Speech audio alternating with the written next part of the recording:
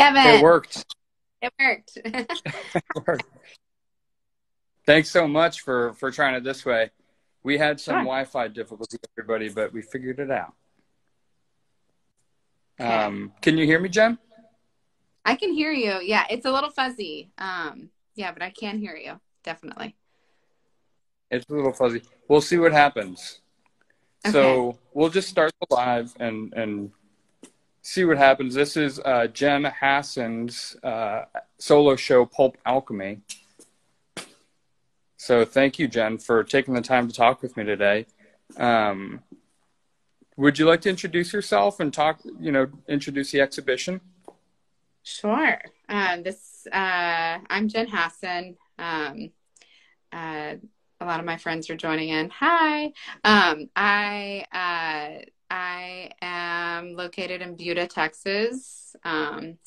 Came back from New York City after Columbia University and connected with Kevin and really started thinking about a body of work that I could make for this exhibition. I think it was about a year ago we talked, right, Kevin? Right. So, yeah, it was about a year ago.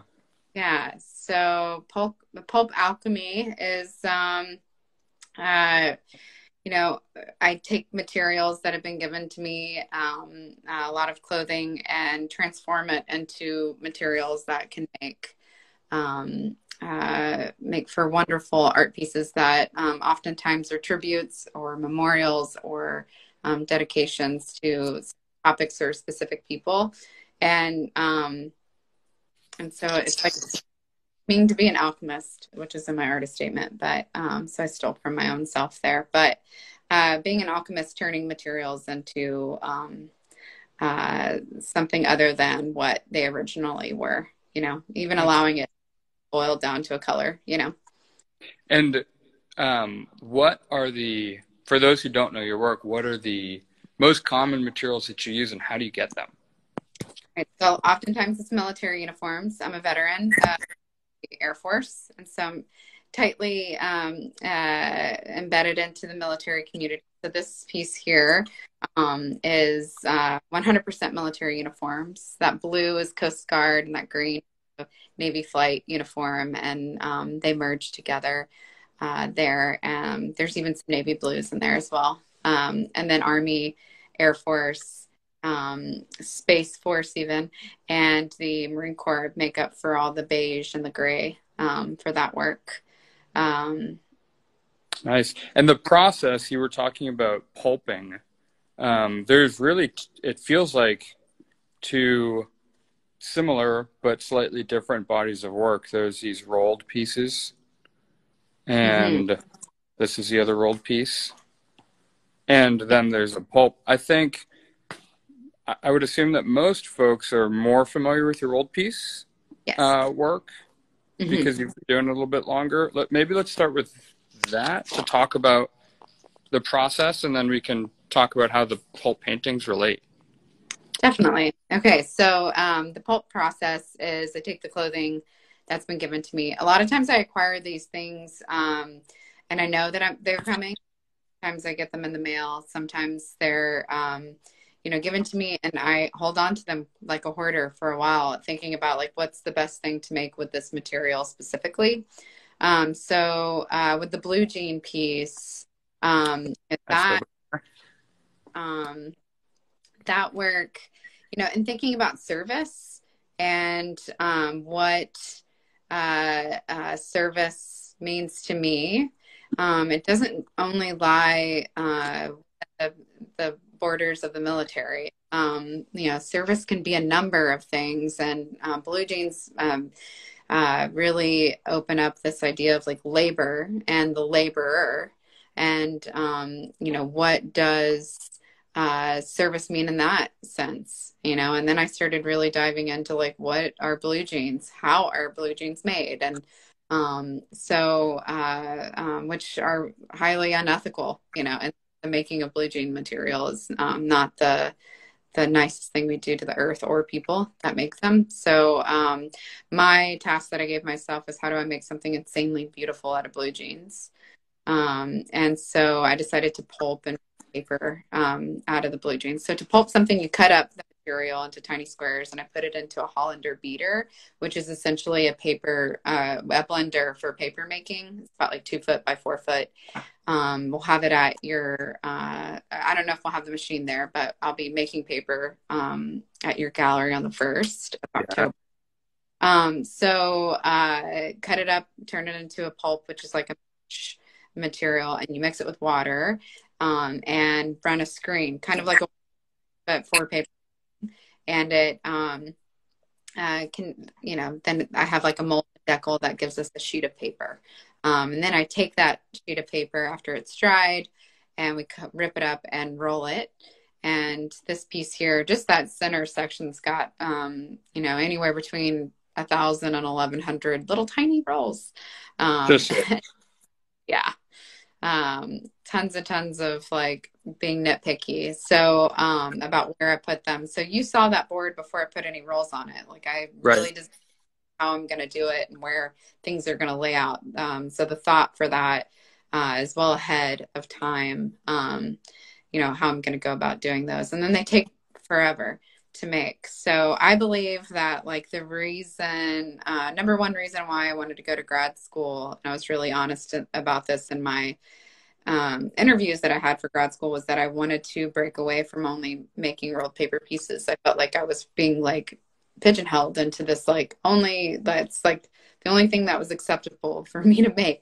And they're not necessarily always enjoyable. You know, I'm like constantly burning myself. I'm like, it's labor, you know, it's something that, you know, I'm really, you know, a lot of time goes into those. And so I wanted to really look into the paper making process and think about like the different aspects of that process and how could I come and make something that is related to the rolled paper pieces that take quite a while, but something I could make a little bit quicker, like more like spend a week on something versus spend months on something.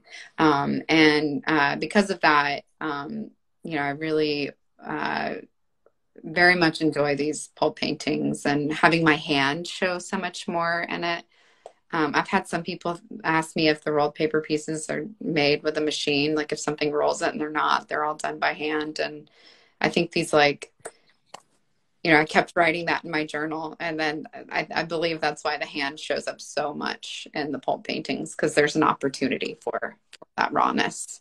So for this, I don't turn it into paper. I just take the pulp, and I was like a little scientist for a lot of graduate school, just figuring out how to formulate the material to be something that could stick, not warp the board, to be able to manipulate it to do what it's doing now in this way.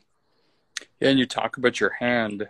Just to be clear, all of the texture that comes up in your work, and this one, I really love the texture in this one because, you know, there's this sort of underlying composition that you made with your fingerprints. But yeah, all of this is your fingerprints that makes this sort of radiating texture here, and then the all over texture here. That's your fingertips and hands flat. And this one, you worked with your kids on this one, correct? So all three of my children have their hands on that one too. So you can't really tell my son's hand from my hand because he's giant and 13. And I think his hand's technically bigger than mine, but at the time it was the same. But my 6-year-old and then the baby, their handprints are in the middle of that, but you can barely see it, but they're there.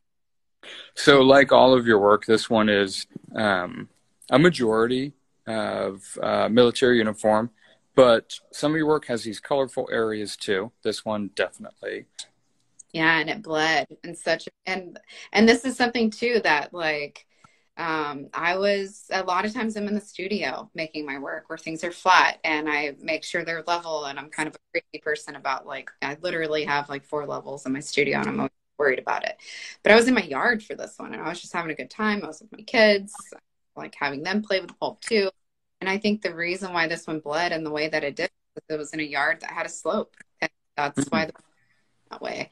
So I'm really trying to think about like, how do I control that? How do I, because I was just surprised, and I started like, I was often being upset about that. And my favorite part of that piece is how it bled. But also acquiring the materials that formulate the colors. And knowing like I can look at a certain and maybe one day this won't be the case, but since it's a fresh body of work, I can look at that orange and I can tell you exactly where that came from, or the pink or the purple in that piece. And sometimes they're very much tied to a specific event, like death of a child, to leukemia or to a car accident, and where a family has found out what I do, and they ask me if I would be willing to take on those materials and transform them. If I'd be willing to have that be part of my material pool. And sometimes the family wants something part of the transformed material, and other times they don't want. It's just Marie Kondoing it out of their lives. So I take those on and I allow the material to be connected still to who it came from, but to be free. Yeah, it's honoring. It is. I'm always amazed at how good you are at remembering where all these really subtle colors come from. Like these 3 little ones in particular, there's so much source material in here, and you can just pick it out and say, that's what that came from. Oh, yeah. Oh, yeah. I can, like that dark blue above that orange. I know that Cam Bowie's blue jeans, who he might end up hearing this, but I know that's where that came from. And I know the orange, and that yellow, that's very specific. Batches, and the way that these this one's a little different than the other 2. That one was actually the bottom one, is actually the I wanted to see Rainbow Snake, the one that bled with the little porcelain pistol. I wanted to see how those colors played with each other, and so I just took each batch and put a little bit and squeezed it in my hand and made this flower shape, little composition. But the other ones, when I'm making the pulp in the machine, there's always spillover, especially like I learned the paper making process so I could break every rule. I'm a rule breaker. I do not follow the rules. Like I sometimes fill up my machine too much, or like not enough, or I mix things that aren't supposed to be turned into paper, and it doesn't matter because they're just being pulp, paintings, and those things spill over and they pile onto one another. So that's got orange and pink, and then the one below it's got some blues and some pinks, and that green color. Those are where things have piled onto each other after the pulp has been made, and then I peel it off plastic after it's dried for a couple weeks. And so I have shoe boxes full of that sort of material inside my studio of just like things that I've kept. It's my assistants will tell you that like nothing goes to waste in my studio. Like when we're cleaning the machine, we don't just spray it off and like put pulp fibers into the earth. We peel them and we put them into boxes and organize them, and or I don't let pulp go bad. If it's got mold on it, I figure out how to kill that mold and we use it. So and because I put so much weight in like the preciousness of all the materials that I end up with. I don't want any of it to end up in a landfill, because to me it's precious. Yeah. The remnants don't go to waste. We should talk about this whole corner here too. This is a special new, it feels like even a newer direction, even newer than your pulp paintings. And so which one would you like to start with first? Okay, since my friend Brittany is here, who I was in the military with. Hi, Brittany. So I would like to start with the grid, because that's my maternity uniform that I wore while I was pregnant with my firstborn, that I pulped and turned into this grid wall. And so those are individual pieces. And so this is a series called A Piece of Me. And so that's my maternity Air Force uniform.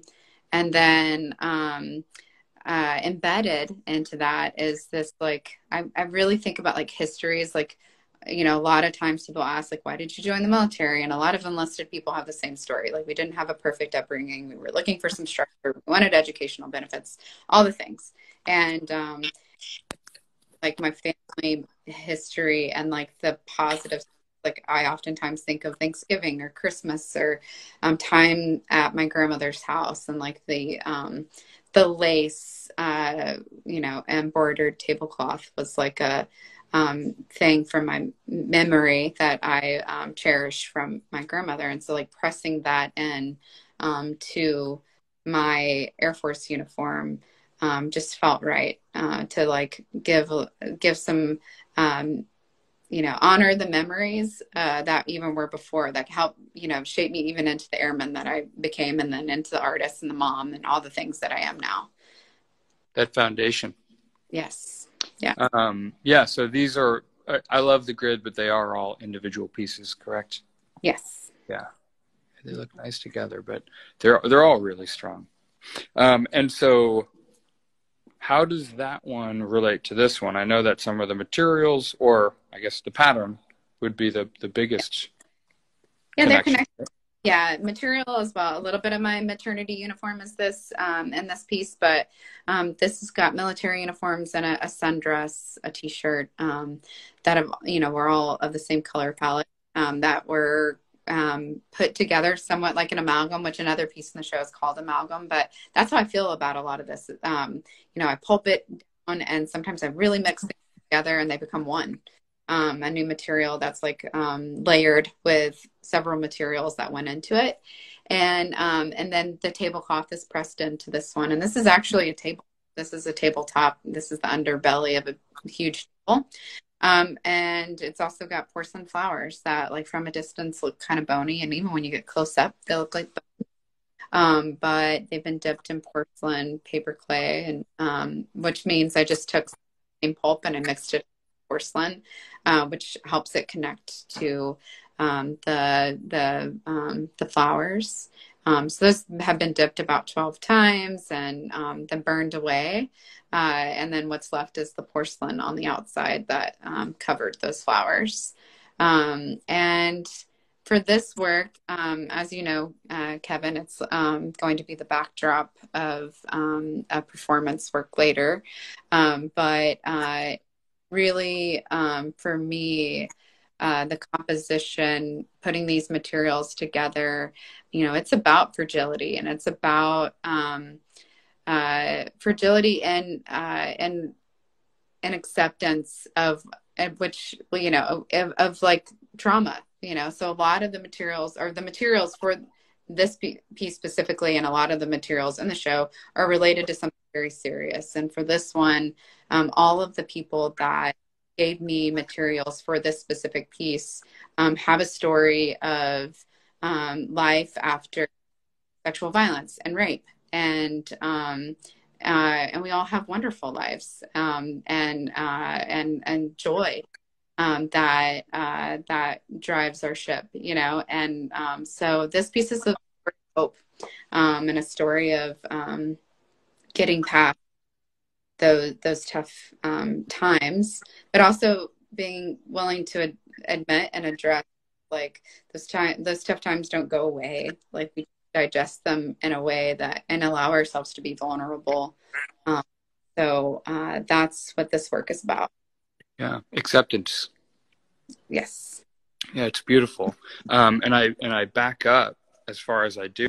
Difficult to get a sense in this little picture, but this is a 6-foot wide piece. This is a giant piece.